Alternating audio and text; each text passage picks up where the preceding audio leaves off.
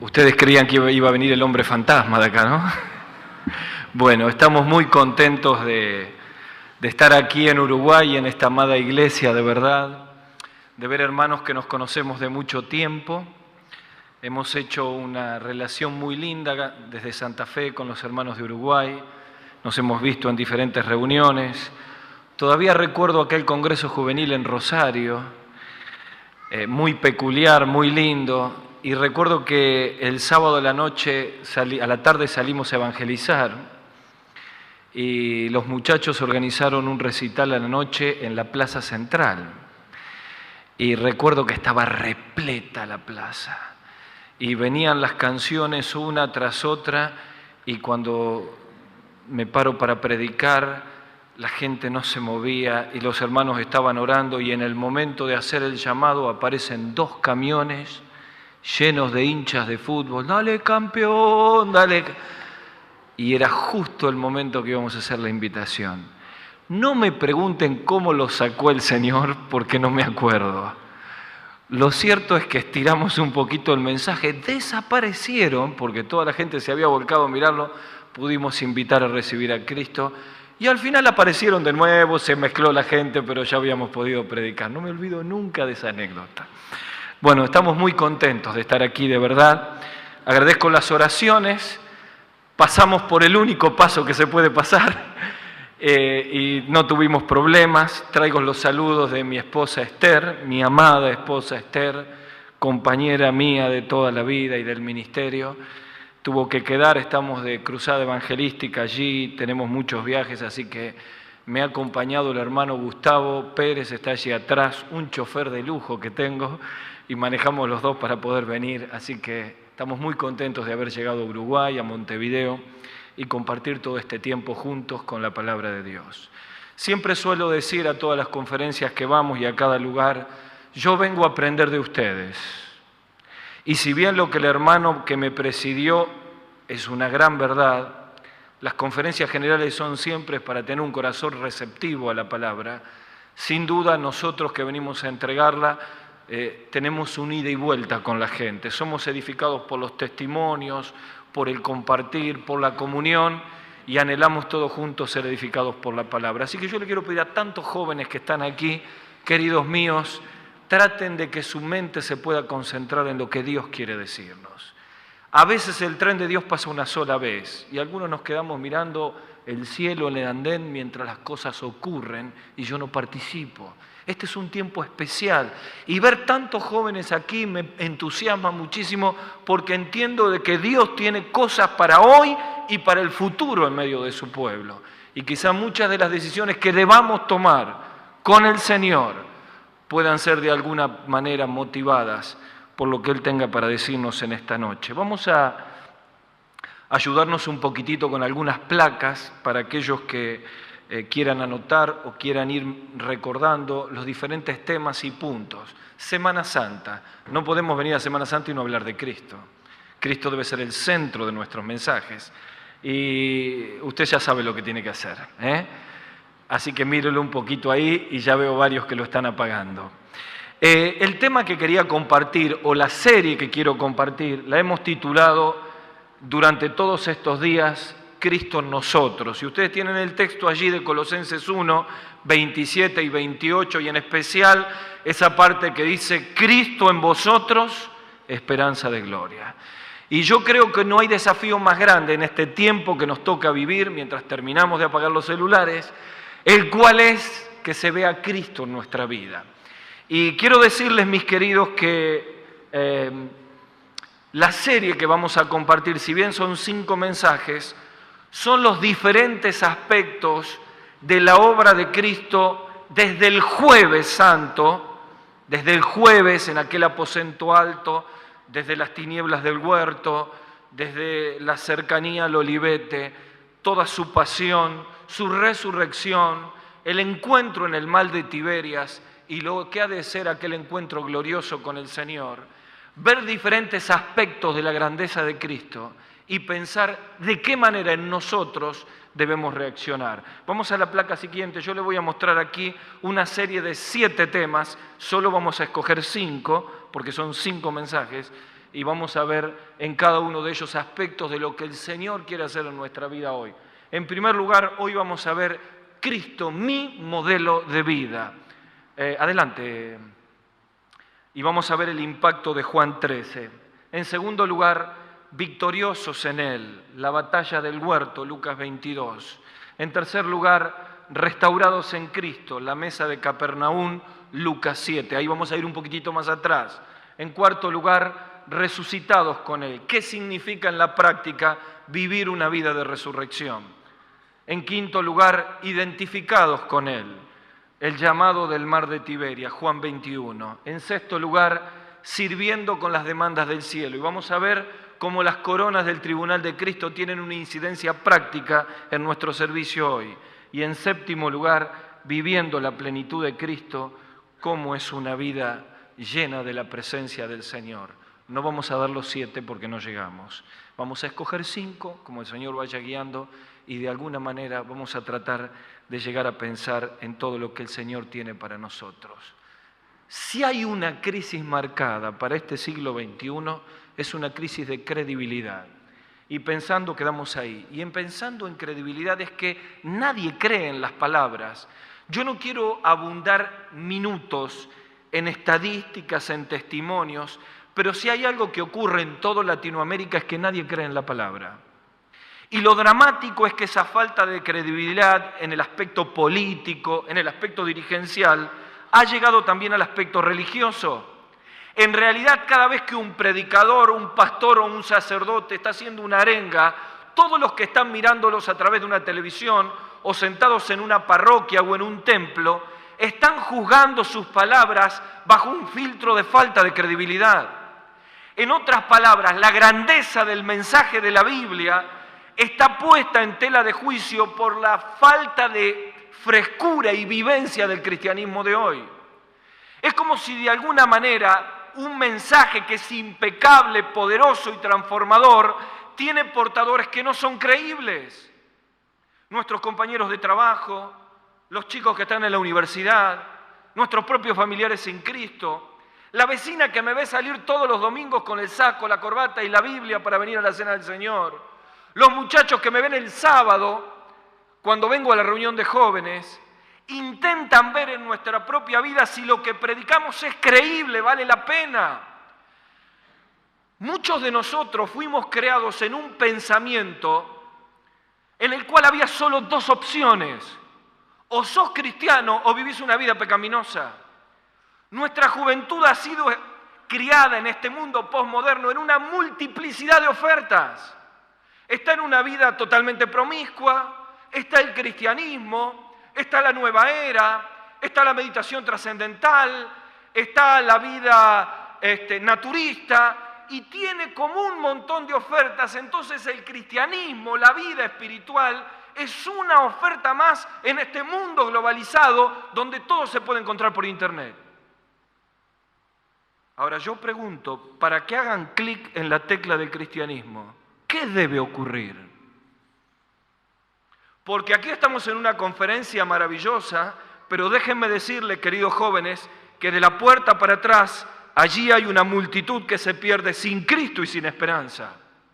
Que las llamas del infierno están ardiendo más que nunca, mientras nosotros damos gloria a Dios y tenemos la posibilidad de enriquecernos en esta noche. ¿Qué debe ocurrir en nosotros para que seamos creíbles? Y entonces, las palabras del apóstol Pablo en el capítulo 3 de la segunda carta a los Corintios vienen a nuestra memoria. Vosotros sois cartas extendidas de Cristo, no escritas con una tinta indeleble, con una tinta que se borra, que se desgasta, sino con el Espíritu del Dios vivo, no en tablas de piedra, sino en el corazón de cada creyente. Y él contrastaba más que un monumento público en el mercado de Corinto, donde todo el mundo lo puede ver. Los cristianos debían ser monumentos andantes, vivos, que muestren a Jesús. Deberíamos preguntarnos en esta noche, ¿cuánto de Cristo se ve en nosotros?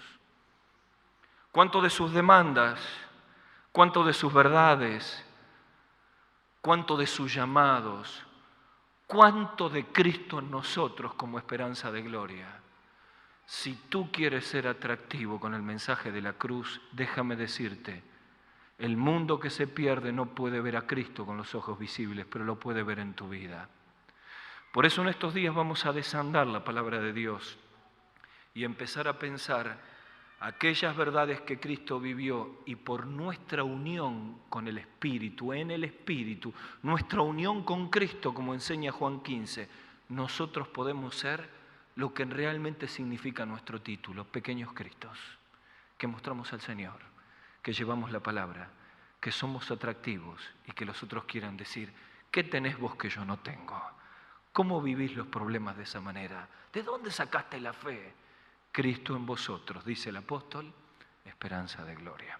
El primero de toda esta serie entonces es apropiándonos entonces del modelo de Cristo. Vamos a abrir nuestras Biblias en ese pasaje tan maravilloso de Juan capítulo 13, por favor.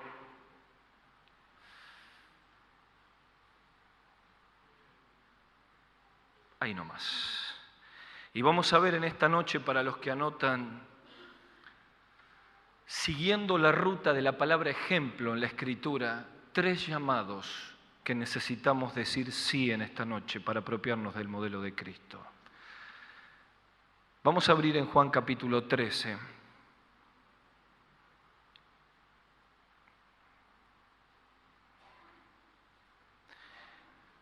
Y vamos a poner los ojos en el versículo 13. Dice, vosotros me llamáis Maestro y Señor, y decís bien porque lo sois. Capítulo 13, versículo 14.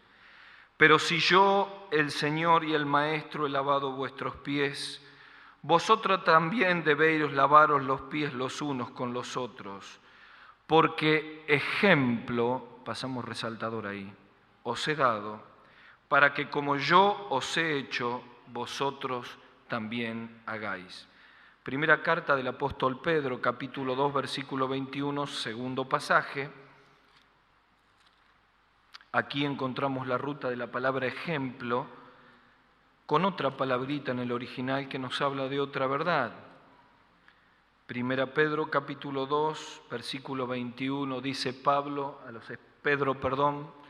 a los esparcidos del Ponto, Galacia, Bitinia y Capadocia, gente que sufre, Pedro dice, pues para esto fuisteis llamados, porque también Cristo padeció por nosotros, dejándonos, otra vez la palabra, ejemplo, para que sigáis sus pisadas. Y el último versículo en la carta pastoral de Tito, capítulo 2, versículo 6, esta misma palabra que encontramos en Tito 2.6 está en 1 Timoteo 4.12, ambas en 2 cartas pastorales.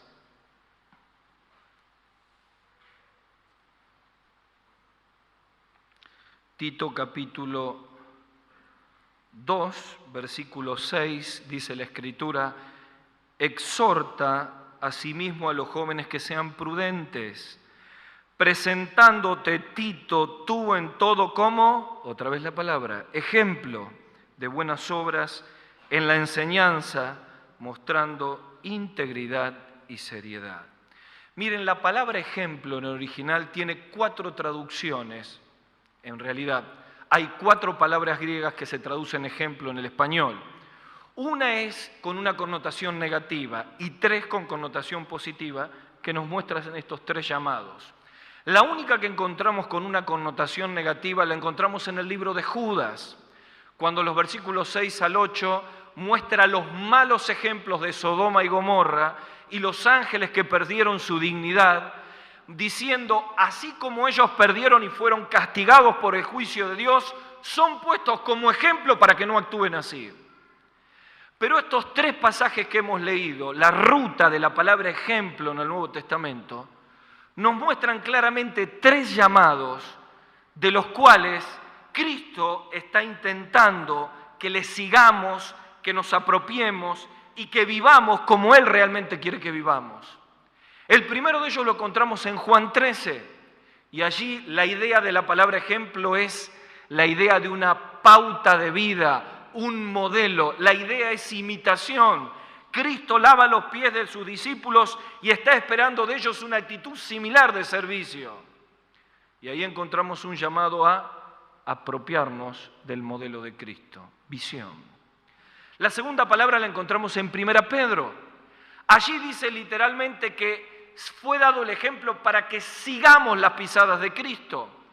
Allí la idea clara es un creyente que sigue la misma ruta que el carácter y el obrar de Cristo muestra en la Escritura. Es decir, por donde caminó Cristo tengo que caminar, como reaccionó Cristo debo reaccionar, con los principios de carácter cristiano que Cristo enseñó debo vivir. Cada pie que pone en la arena va mi pie atrás.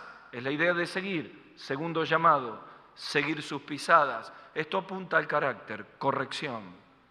Y la tercera palabra que vimos aquí en Tito capítulo 2 y que aparece también en 1 Timoteo 4:12, recuerdan cuando Pablo le dice, ninguno tenga en poco tu juventud, sino sé, es la misma palabrita, ejemplo de los creyentes. Tiene que ver con dejar la huella en otro. Tiene que ver con el creyente que, como enseña claramente 2 Timoteo 2:2, lo que has visto de mí ante muchos testigos, esto encarga a hombres fieles que sean idóneos, competentes para hacer la labor a otros. Es transferencia de vida. El tercer llamado es dejar huella, consagración. Es decir, a través de estos tres pasajes encontramos la necesidad de tomar el modelo de Cristo, la necesidad de seguir las pisadas de Cristo y la necesidad de improntar en otros la persona de Cristo.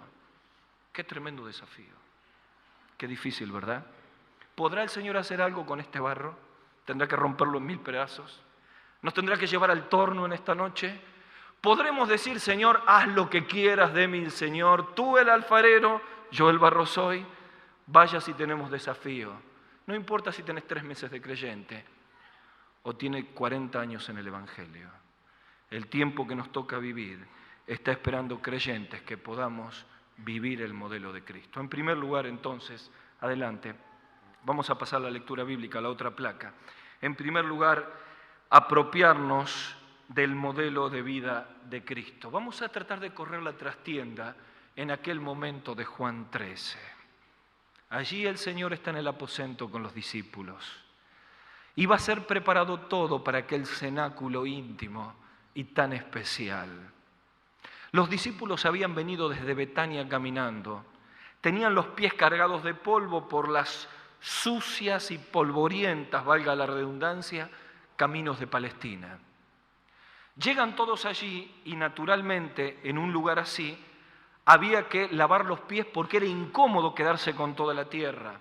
Normalmente el anfitrión proveía de un siervo que hacía esta labor servil, sucia y degradante, pero en el aposento alto no había ningún servidor. En realidad los discípulos no estaba ninguno dispuesto a hacer esta labor. Ninguno estaba dispuesto a rebajarse para esto. En realidad en aquel momento reinaba el orgullo, la soberbia, los deseos de poder. No habían terminado de entender lo que significaban las palabras de Cristo, que era necesario que el Hijo del Hombre sea entregado en manos de pecadores, a los ancianos y a los escribas, ser crucificado y resucitar al tercer día. El concepto nacionalista del Cristo Rey, que en Juan capítulo 12 tiraban las palmas y decían Hosana, el que viene en el nombre del Señor, había quedado tan grabado en ellos que no podían entender que tenían que cada uno de ellos ser siervo para ser grande. Hace un ratito anterior habían estado discutiendo quién habría de ser el más grande, quién iba a tener la grandeza, en una discusión infructuosa desencadenada por Jacobo y Juan. El silencio reina en el aposento alto. Nadie está dispuesto a tomar el lebrillo, la toalla. Y en medio de todo eso, Cristo irrumpe en la sorpresa de cada uno. Y puesto con el ceñidor tipo esclavo, se arrodilla, toma la palangana y comienza a lavar los pies. Es que Cristo no solamente lavaba los pies, Cristo estaba trabajando en el carácter de cada uno de ellos. No eran solo las manos del Maestro, eran los ojos, como dice Juan, como llamas de fuego que penetraban y escudriñaban en las telarañas del alma y que descubrían esos discípulos un modelo viciado, lleno de apetencias personales, lejano a lo que debían ser aquellos hombres que cambiarían el mundo. Ahora, ¿saben, mis queridos? Las décadas han pasado, los centenios han pasado Y los ojos del Maestro en esta noche siguen mirando las telarañas del alma, tal como en aquella vez. ¿Qué descubrió en ellos y qué descubre en nosotros? Modelos viciados que tienen que ser quebrados y rotos en esta noche para apropiarnos del modelo de Cristo. ¿Qué tenemos en aquel lugar? ¿Quiénes teníamos cerca del Señor? Observen, allí muy cerquita estaba Juan, aquel que era el discípulo amado, pero lejos de aquel que escribió las cartas, era el que estaba en aquel lugar en el aposento alto. Aquí tenemos Juan, el que había sido apodado Hijo del Trueno, aquel que porque no había sido hospedado por una aldea samaritana viene al Señor y dice: Señor, quiere que hagamos descender fuego del cielo y sean consumidos todos estos. Un autor dice, era directamente un huracán que no podía controlar su temperamento. Pero luego que el modelo de Cristo se ha apropiado en su vida, leemos la pluma del Espíritu escribir: el que no ama no ha conocido a Dios, porque Dios es amor. ¿Quién tenemos allí? Simón el Celote. Los celotes eran un grupo radicalizado político de Israel. Cuando Jesús fue acusado por los fariseos frente al Imperio Romano, le acusaron a Cristo de sedición, le acusaron a Cristo de autocalificarse rey de los judíos y le acusaron a Cristo de no querer pagar los impuestos del César. Dicen los historiadores que algunos creían que era parte del grupo de los celotes, eran una caldera, una olla de vapor que podía explotar. Sin embargo, Cristo tomó a este hombre, formó su vida y fue uno de los 10 que estuvieron dispuestos a dar su vida por la causa del Maestro. ¿Quién más tenemos allí? Santiago y Juan. Carnales. Discutían sobre el poder, sobre la ambición, sobre sentarse al lado del Señor. Y son estos hombres los que son tomados para ser utilizados por Cristo para la fundación de las iglesias después del día de Pentecostés. ¿Quién tenemos allí? Tomás, un poquito más a la derecha. Allí está Tomás, aquel lleno de dudas, incredulidades. ¿Qué podía hacer el Señor con un Tomás? ¿Qué le faltaba? Fe, convicción, que se había olvidado de las palabras del Señor. Sin embargo, también Cristo lo utilizó. ¿Quién tenemos un poco más al otro costado? Pedro, ambivalente Pedro, cíclico Pedro, hoy en la gloria, mañana en el infierno. Hoy, Señor, doy tu vida y si es necesario la voy a entregar. Mañana llorando en el patio de Caifás. Un hombre que tiene la revelación de parte del Señor de toda la puerta abierta a los gentiles. Un hombre que duda y se esconde en Gálatas. Sin embargo, un hombre que escribe las cartas que hemos leído a los esparcidos con el modelo del poder de Dios y la esperanza de Cristo. ¿Saben cuál fue la diferencia, mis queridos? Entendieron después de la resurrección que del modelo cristianismo que tenían tenía que hacer un bollo y tirarlo a la basura y apropiar el modelo de Cristo. El mismo Carlos Spurgeon pasó un día caminando y vio un condenado a muerte para ser colgado y dijo: si Cristo no hubiera cambiado el modelo de mi vida, ahí tenía que estar Carlos Spurgeon. ¿Qué modelo de cristianismo tenés? Saben, es interesante de los muchos ejemplos bíblicos, no tengo tiempo para leerlo, borrar la imaginación a las 7 cartas del Apocalipsis. ¿Se acuerdan? A las 7 iglesias de Asia, ese ramillete de iglesias que estaba allí. Y en medio de todas las cartas encontramos una iglesia, si usted lo ha estudiado se va a acordar de lo que digo, si no léalo después, capítulo 2, la iglesia de Tiatira, ¿se acuerda? Cuando califica la iglesia de Tiatira, aquel que tiene ojos como llama de fuego, como Juan por el Espíritu muestra los ojos del Maestro, comienza a hablar del servicio, de la dedicación y del amor de la iglesia de Tiatira, pero en un momento dice: tengo contra ti que toleras a esa mujer Jezabel, ¿se acuerdan? Y comienza a mostrar la ambivalencia de un modelo de cristianismo viciado, diciendo: ustedes están entre las buenas obras del servicio, y utiliza una frase tremenda, ¿saben cuál es? Profundidades de Satanás.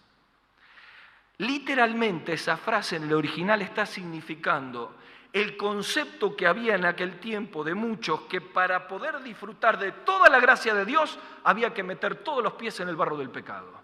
Cuanto más conocemos el pecado, más valoramos la gracia de Dios. ¿Se dan cuenta? Y lo dramático en que la iglesia había entrado en una ambivalencia que servía al Señor y toleraba a esa mujer con toda su sensualidad y todo lo que hacía. El verbo tolerar que utiliza allí es un verbo que habla de prolongar un error. Es un verbo que habla de abrir puerta a cosas que están mal en la vida. Un poco de servicio y un poco de profundidades de Satanás. Un poco de santidad para el Señor, un poco de pecado. Y de pronto esta mujer y el concepto que se vivía no era eliminar el culto a Dios, sino que convivan. Que se alabe a Dios y que se alabe a los ídolos, que se sirva a Dios y se viva en medio del pecado. ¿No es esto literalmente una doble vida? Jóvenes queridos, el mal más grande de nuestro cristianismo del siglo XXI es la doble vida. Un creyente aquí, un creyente dentro de 3 horas. Hermanos mayores que estamos aquí, el drama más grande para mostrar convicciones cristianas es nuestra doble vida. Un creyente en la iglesia, otro creyente cuando se cierra la puerta con la esposa y los hijos. Un creyente en la iglesia, otro creyente en la oficina, en la empresa, en el trabajo, en el comercio. Tenemos que desechar para siempre esa frase, el trabajo es una cosa y la iglesia es otra cosa. No me diga, ¿dónde lo encontró escrito eso? ¿No dice la Escritura que tenemos que ser santos en toda nuestra manera de vivir? No hay 2 cristianismos, hay un solo cristianismo. El creyente que vive a Cristo es creyente en la iglesia, es creyente en la oficina, es creyente en la universidad, es creyente en el matrimonio, es creyente con los hijos. Somos uno solo, no podemos vivir partidos. Es que ahí es cuando tenemos que tomar la tremenda decisión de romper este modelo viciado donde hemos levantado altares y fuegos extraños y por fin para siempre entregar nuestra sincera fidelidad a Cristo. ¿Qué está ocupando el lugar del Maestro en esta noche? Cuando los ojos penetrantes del Maestro llegan a tu vida y a mi vida en esta noche, ¿qué encuentra, mis queridos? ¿Sabes que no se puede ver a Cristo porque hay ídolos en el corazón? ¿Sabes que no se puede ver a Cristo porque no estamos dispuestos a entregar todo lo que Él nos pide? ¿Sabe que no se puede ver a Cristo porque estamos haciendo una ambivalencia entre el hogar, la familia, la casa? No hay mensaje más poderoso que el pueblo de Dios que se levanta, vive y muestra a Cristo. Necesitamos romper este modelo viciado que hay que quitar de tu vida en esta noche. Yo sé que el Señor está mostrando cosas puntuales, ¿no? Esas que yo no sé y el Señor está diciendo con nombre y apellido. Bueno, voy a invitarte en el nombre del Señor que allí en el silencio de tu corazón, al final del mensaje le digas, Señor, este modelo no sirve. ¿Sabes por qué? Porque no somos felices así. Tenemos una carga de frustración tremenda porque todos los sueños espirituales se nos escapan entre los dedos. ¿Te acordás aquel fogón donde le dijiste, Señor, aquí está totalmente mi vida? ¿Qué quedó de aquel sueño? ¿Se acuerda, hermano, cuando usted fue al altar con su esposa y le dijo, Señor, queremos una familia para ti? ¿Se acuerda? ¿Qué quedó de aquello? ¿Te acordás, joven, que estás aquí con una vida fría cuando hervías y explotabas para hablar de Cristo y testificar del Señor? ¿Qué pasó? Necesitamos en esta noche decirle, Señor, toma el control. Necesitamos desechar todos los modelos, por favor. Pone toda la placa, todos los modelos viciados y apropiarnos del modelo maravilloso de Cristo, el patrón de vida del Señor. ¿Y qué es en la práctica esto, Gustavo? Lo que el apóstol Pablo enseña en Efesios capítulo 4, ¿recuerdan? Versículo 15, sino que, a ver si lo memorizan, siguiendo la verdad en amor, ¿recuerdan? Crezcamos en todo, en aquel que es la cabeza, esto es Cristo. Ahí hay 2 preposiciones que nos abren con cartelitos bien claros para dónde tenemos que ir. Una preposición es en, la otra es hacia. Lo que está queriendo decir, así como tenemos que desechar los modelos viciados de doble vida, de cuestiones y pecados ocultos que nos impiden seguir a Cristo, debemos apropiarnos en un modelo de vida que nos vaya hacia el modelo del Señor, conociéndolo por la Escritura, tomando las verdades del carácter, quebrándonos y pensando qué está esperando en el hoy el Señor de nosotros. Tenemos que aprender a preguntarnos todos los días, ¿qué haría Cristo en mi lugar? Tenemos que aprender a preguntarnos o volver a repreguntarnos, ¿Cristo me acompaña a este lugar donde voy? Tenemos que volver a preguntarnos, ¿estoy administrando mi dinero como Cristo quiere que lo administre? Debemos volver a preguntarnos, ¿estoy invirtiendo mi vida, mis dones, mis talentos para la gloria del Señor como Él me lo está mostrando o he armado un proyecto paralelo? Debemos empezar a preguntarnos cuánta incidencia tiene Cristo y sus verdades en las decisiones de todos los días. Entonces, con un cambio de adentro hacia afuera, empezamos a mostrar que las verdades de la palabra de Dios, los principios de Cristo son más fuertes que los del sistema, que los principios de la Escritura son más importantes que todo lo que pueda decir el que me rodea, que la voluntad de Dios es más importante que el sentido común, que las verdades de Cristo son las que me guían. Hemos estado estudiando todos los jueves en los seminarios el Sermón del Monte. Cuando uno estudia versículo por versículo en forma exegética, el Sermón del Monte, es confrontarnos todos los días con el carácter cristiano. Cada vez que terminamos nuestras reuniones, terminamos de rodillas diciendo, Señor, perdóname,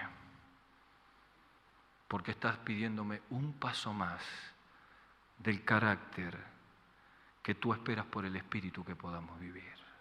Podrás en esta noche decir, voy a apropiar el modelo de Cristo, pero para eso tengo que dejar esas cosas que me atan, que me arruinan, que no me dejan seguir. Primer principio de oro, tomar el modelo de Cristo. Vamos rápido. Segundo lugar, la palabra nos lleva a seguir las pisadas del Maestro. Segunda Pedro capítulo 2, versículo 21, porque para esto fuisteis llamados, porque también Cristo padeció por nosotros, dejándonos ejemplo para seguir las pisadas, el modelo de caligrafía, las pisadas de Cristo. Para reducir el tiempo voy a pensar en 4 pisadas que tienen que ver con la corrección del carácter. Cuando uno en primer lugar dice, realmente he armado un cristianismo basado en estructuras, en religión y no en la vivencia del Señor, tengo que volver a disfrutar de la frescura, de la relación con el Señor. Uno inmediatamente dice, bueno, ¿dónde pongo los pies? Y allí aparecen las huellas del Maestro que debemos ir pisando. Quiero nombrar 4 que fueron el ejemplo de santidad del Señor. La primera de ellas, dependencia. La segunda, obediencia del Maestro. La tercera, la humildad del Señor. Y en cuarto lugar, la entrega del Maestro. En primer lugar, rapidito, la dependencia. Es interesante como Lucas en el capítulo 1 dice estas palabras en el primer tratado, Teófilo. Te hablé de las cosas que Jesucristo comenzó a hacer y enseñar luego de haber recibido los mandamientos por el Espíritu Santo. Avanzan los versículos y llega el versículo 8, capítulo 1 del libro de los Hechos y dice, pero recibiréis poder cuando haya venido sobre vosotros el Espíritu Santo y me seréis testigos. Lucas muestra claramente que lo que marcó la vivencia del Señor en su ministerio terrenal fue una profunda dependencia con el Padre en todo su ministerio. Inmediatamente después, en el versículo 8, le dice a los que habrían de ser sus seguidores y a nosotros, no hay manera de hacer el servicio, no hay manera de honrar a Cristo, no hay forma de traer frutos genuinos al Señor si no hay una dependencia por el Espíritu Santo. Cristo plasmó como una columna vertebral de su ministerio la dependencia. Por ejemplo, en Juan capítulo 4, versículo 1, dice Juan que Jesús, lleno del Espíritu Santo, volvió del Jordán y fue llevado por el Espíritu al desierto por 40 días y fue tentado por el diablo. Dependencia en medio de la tentación. En Marcos capítulo 6, versículo 46, luego de la alimentación a los 5.000, dice, después que hubo despedido a la multitud, se fue al monte a orar. Dependencia en medio del ministerio y el servicio.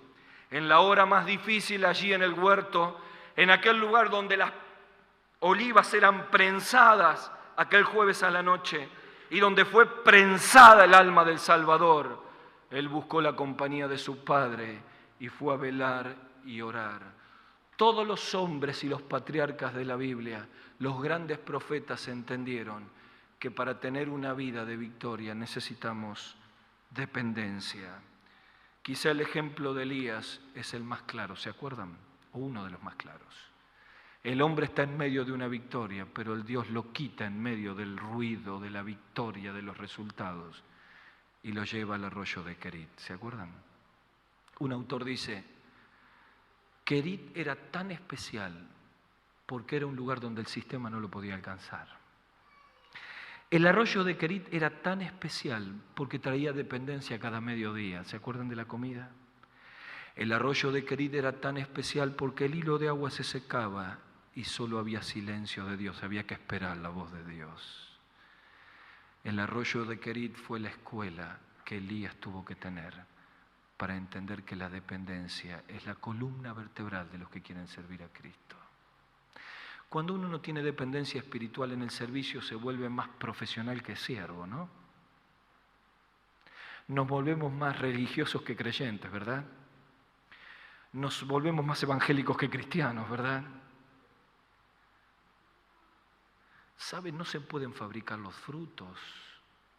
Nos volvemos como una higuera estéril. ¿Cuántos consiervos están aquí y sienten que se les ha caído el filo del hacha? Sienten que el río de la vida, los problemas de la familia, las ambiciones, el amor al dinero, los problemas de la iglesia, las dificultades matrimoniales, han cortado la frescura de la cámara secreta y hoy estamos remando en la obra intentando reemplazar al Espíritu Santo. La primera frase que enseñamos a los consejeros en nuestra iglesia es esta: no somos el Espíritu Santo. Somos herramientas que necesitamos depender del Señor. Segundo principio de Cristo, la obediencia. En Juan capítulo 4, versículo 34, Jesús dijo: mi comida es hacer la voluntad del que me envió. En Juan capítulo 5, versículo 30, allí en el pórtico, allí en aquel estanque de Betesda, casa de gracia, luego de sanar a aquel paralítico, dijo claramente: yo, porque he descendido del cielo no para hacer mi voluntad, sino la voluntad del que me envió. No puedo yo hacer nada por mí mismo, según oigo así juzgo, y mi juicio es justo, porque no busco mi voluntad, sino la voluntad del que me envió, la del Padre. Juan capítulo 5, versículo 30. En el mismo huerto dijo: Señor, hágase tu voluntad. Las huellas de Cristo son las huellas de la obediencia. La huella del cristianismo del siglo XXI es la huella de la desobediencia. Hacemos un cristianismo a nuestra medida, reciclado. Tomamos la Biblia y decimos: esta sí, esta página sí, esta no. Esta sí, esta no. Y yo quiero decirles que la obediencia selectiva no es obediencia. Ahora, la gran diferencia es que para el mundo la obediencia es una cuestión del religioso, obsesivo, radicalizado y que pierde la libertad de este tiempo. Para los creyentes la obediencia es totalmente distinta, porque la obediencia a Cristo es por amor. ¿Se dan cuenta, hermanos? Cristo, amándonos a nosotros y amando a su Padre, fue obediente. Por amor al Señor obedecemos no estar en un lugar incorrecto un sábado a la noche. Por amor al Señor estamos dispuestos a no seguir adelante con una relación de amor con alguien que no es de Cristo. Por amor al Señor no hacemos negocios con yugo desigual. Por amor al Señor, algunas cosas que no son lícitas le decimos que no porque no son de edificación para el cuerpo de Cristo. Por amor del Señor, tratamos de ser excelentes en nuestro trabajo, pero sabemos que no vamos a ser ni el mejor médico, ni el mejor ingeniero, ni el más rico comerciante, sino son medios para honrar el verdadero propósito por el cual estamos en la tierra, honrar a Dios. Por amor al Señor, no tomamos el plato de lentejas y vendemos la primogenitura de servir a Cristo. ¿Nos falta obediencia? Yo te hago otra pregunta: ¿cuánto amas al Señor? Quizá en esta noche nos damos cuenta que nos ha empañado la visión del amor de Dios en nuestras vidas. ¿Podrá el Espíritu Santo en esta Semana Santa, queridos míos, llevarnos a ver cuánto nos ha amado Cristo para empezar a obedecer en aquellas cosas que hace rato nos está llamando y las vamos dejando de lado? Tercer huella, decimos dependencia, decimos obediencia, decimos humildad. Volvemos a Juan 13, versículo 7. Señor, ¿qué estás haciendo?, dice Pedro. Pedro, lo que no entiendes ahora, lo entenderás después. Pedro focalizaba el lavatorio de los pies. Para Cristo el lavado de los pies era el eslabón de una gran cadena que los llevaba a la mayor de todas las demostraciones de humildad, la cruz. El mismo Pedro no entiende esto hasta después que Cristo es resucitado, y entonces cuando comprende todo este ejemplo de humildad y de supremo servicio, escribe en 1 Pedro capítulo 5, versículos 3 al 5, y todos sumisos unos a otros, que dice, revestidos de humildad. El verbo revestir aquí es la idea de ceñirse o fajarse o ponerse un traje o delantal para algo. Lo que Pedro está diciendo es, miren, hay que ceñirse de la humildad, hay que ponerse el delantal de Cristo para ser siervo. Tercer huella, humildad. ¿Cuánto nos falta en nuestras iglesias ponernos el delantal de Cristo, verdad, hermanos? Porque cuando uno no tiene el delantal de Cristo, el orgullo reina y no perdonamos. Cuando no nos ponemos el delantal de Cristo, el orgullo reina y murmuramos los unos con los otros. Cuando no tenemos puesto el delantal de Cristo, apetecemos los primeros lugares, competimos, damos rienda suelta a las divisiones. Y todo lo carnal es porque no nos hemos puesto el delantal de Cristo. Necesitaremos en esta mañana decir, Padre, necesito ser obediente como el Señor y humilde como tú. Necesitamos tener el delantal de Cristo. Cuarta huella, finalmente renuncia y entrega. Pedro le dice, Señor, tú me lavas los pies a mí. En otra versión dice, Señor, tú mis pies lavas.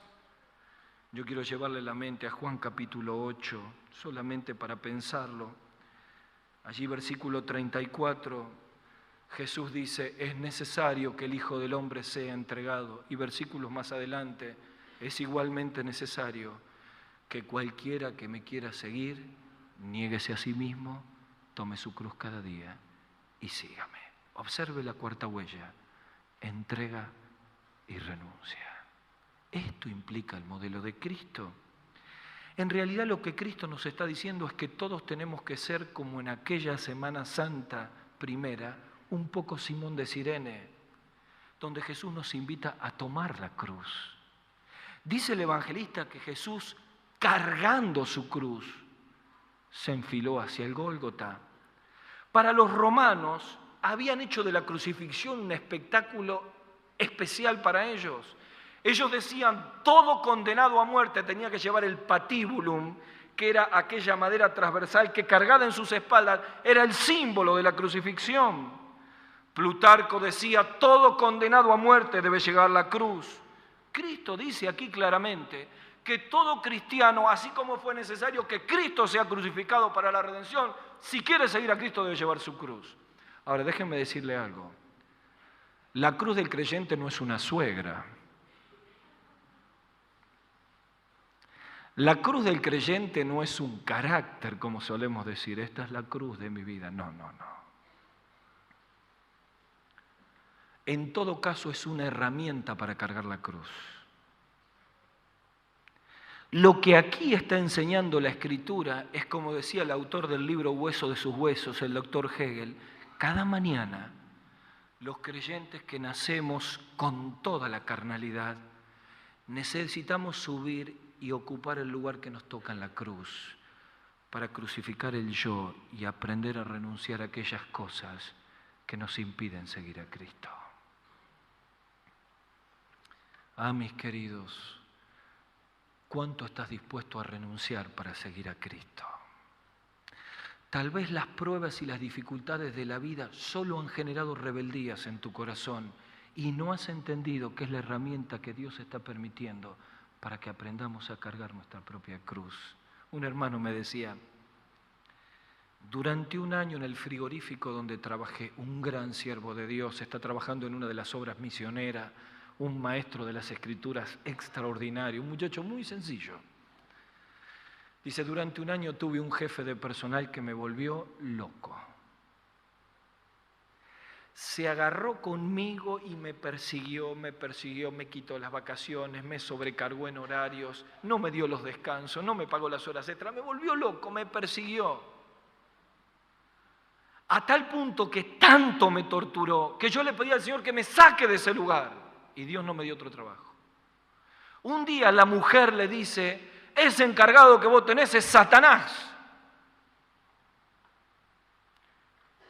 Y él le dice, no es Satanás, es Dios. Porque he aprendido a quebrar mi orgullo con ese encargado. He aprendido a sacar mi resentimiento con ese encargado. He aprendido a perdonar. He aprendido a cargar la cruz de mi yo para poder honrar a Cristo. Quizá entre nosotros, en este ilustre auditorio, estás tú, hermano, renegando con tu realidad, con tu prueba, con tu dificultad, con tu mediocridad. Le has preguntado muchas veces a Dios que te quite este aguijón y no has entendido el concepto de que nos tenemos que bastar en la gracia del Altísimo. Pero empieza a mirar para adentro y deja de mirar para afuera. Mira las manos del alfarero trabajando y trabajando para hacer un modelo similar al de Cristo. ¿Cuántos de los que están aquí no han renunciado a cosas que los están atando a este mundo? Tal vez haya jóvenes aquí que están atados, por ejemplo, por la pornografía de Internet, el mal más común de nuestra juventud hoy. Y te está atando, te está haciendo pedazos. Y en esta noche el Señor te llama para que renuncies a eso y lo traigas al altar del Señor. Tal vez haya muchos que por ambición desmedida no podemos seguir a Cristo y en esta noche hay que traerlo a los pies del Señor. Tal vez nuestro propio yo, tal vez nuestro cuerpo, la música, nuestra profesión, y hay que traerlo a los pies de la cruz para poder seguir a Cristo y es parte de la renuncia. Tal vez haya consiervos aquí que han hecho del ministerio un altar. Y como Gedeón, cuando nos encontramos en Ofra con la presencia del Señor, el índice del Altísimo está diciendo, anda al living de tu casa y rompe el altar que hay allí. Porque a veces hacemos un altar del ministerio. Y los altares son solo para el Señor, no para nosotros. Final, conclusión, punto 3. Necesitamos tomar el modelo de Cristo y sacar los modelos viciados. Necesitamos poner los pies en las huellas del Maestro, en dependencia, en obediencia, en humildad y en renuncia. Tercero, las cartas pastorales de Tito y Timoteo nos llevan otra vez a la palabra ejemplo. Tenemos un llamado a dejar huella, consagración. Pablo insta a Tito y a Timoteo a decirle, ese Cristo que está formado en vos, hay que improntarlo en otro. La verdadera obra del siervo de Dios es cuando puede formar a Cristo en otros por el Espíritu, por el discipulado, por el grupo pequeño, por la escuela dominical, por la enseñanza de la palabra, por la vida. El gran desafío que le dice a Tito y a Timoteo, sé ejemplo para que no vean al gran Tito o al gran Timoteo, sino vean a Cristo. El gran desafío cuando trabajamos sobre personas no es hacer pequeños Gustavos, o pequeños Juan, o pequeños Miguel, sino pequeños Cristo. Es que nosotros menguemos y Cristo crezca en ellos. Ahí está el éxito del siervo. Que la persona no se parezca a nosotros, sino se parezca a Cristo. Por eso Pablo dice, agradó, plugo a Dios revelar a su Hijo en mí. Y esta frase tiene dos traducciones. Agradó al Señor revelarle al Hijo en el camino a Damasco. Y agradó a Dios utilizar a Cristo a través de mí. Y una está concatenada con la otra. Solo aquel que tiene vivencia de Cristo transmite a Cristo.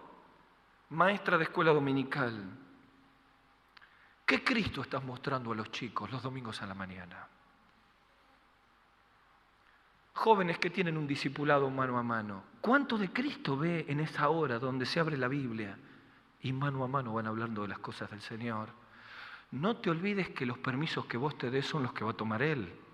Las licencias que usted se dé son las que va a tomar Él. El cristianismo que Él tome es la fotografía tuya.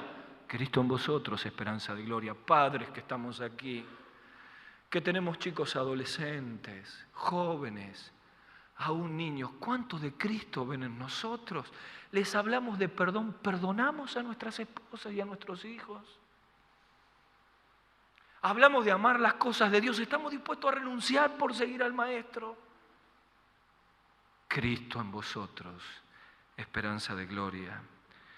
Cuenta la historia que el señor Hudson, un santo varón de Dios, su esposa comenzó a leerle el diario, con ánimo de divertirlo, algunas noticias que los periódicos hablaban, comparándolo a él, un hombre tan santo en aquel pueblo como los apóstoles. Y venían las reflexiones que el señor Hudson era como Pedro, como Juan, como Pablo, como esto, como lo otro. Y el hombre, en lugar de ponerse contento, explotó e hizo callar a su mujer. Y literalmente le dijo, no quiero ser como ellos. No quiero ser como Pablo, ni como Apolos, ni como Cefas, ni como cualquier otro hombre. Solo tenemos un ejemplo supremo, quien tentado en todo como nosotros, nunca cometió pecado. Yo deseo seguirlo en todo, imitarlo en todo, predicar sus enseñanzas, beber de su espíritu, andar en su senda, conocer mis debilidades porque Él me las indique y seguirle cada día que Él me llama. Conclusión. Como en Betania, ¿se acuerdan? El Maestro está aquí y nos llama. El primer llamado. ¿Cuántos de los que estamos aquí le tenemos que decir, Señor, no puedo más? Mi vida delante de ti ha sido un fracaso, Señor. Armé una estructura religiosa, viciada, doble vida. Quiero traerlo esta noche a ti, Señor. Y quiero tomar tu modelo, tus pisadas. Quiero mostrar a Cristo. Ayúdame, Señor. ¿Cuántos van a decir sí a este llamado en esta noche? Llega el segundo llamado. Un llamado a poner los pies en sus mismas pisadas, dejando nuestro orgullo, nuestra autosuficiencia, tomando su humildad, siguiendo su entrega. Viene un tercer llamado. ¿Cuántos vamos a decir, Señor, yo quiero improntar a Cristo, ayúdame a beber de la fuente? ¿Qué tenemos que dejar en esta noche, hermanos?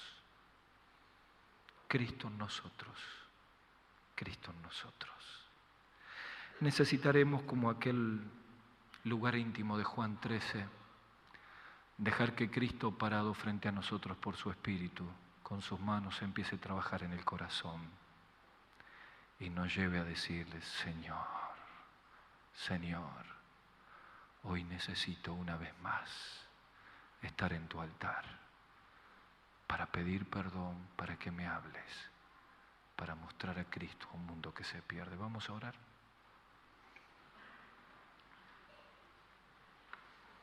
Vamos a tener un momentito de oración cada uno con el Señor y luego uno de los hermanos de aquí de la comisión va a concluir con una oración. Tomemos unos minutos para estar en silencio con el Señor.